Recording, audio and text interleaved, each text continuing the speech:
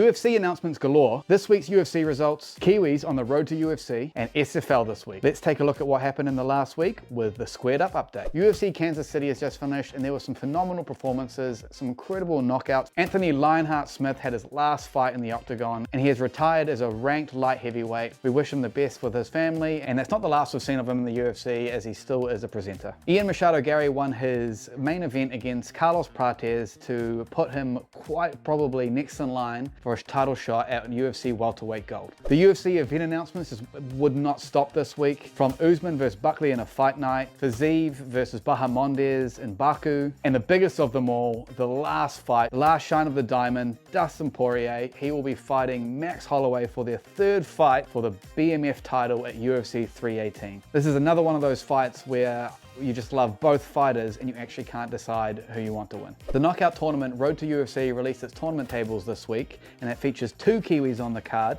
both Aaron Toe and Lawrence Liu, who are fighting in both the flyweight and bantamweight tournaments respectively. Road to UFC is a 3-round knockout tournament where the winner gets a UFC contract. This is Aaron Toe's second attempt at a UFC contract, where last year he was on UFC Contender Series. Best of luck to both the boys fighting out of City Kickboxing. You've already made New Zealand proud. And finally, SFL 2 will be taking place this Saturday, May 3rd at Truss Arena in West Auckland. The night will be showcasing international and local talent, and make sure you head along because it's important to support local MMA so we can just see the sport bloom in New Zealand. And if you can't make it, you can watch it on csn.watch. That's MMA news for the last week, and now you are all squared up.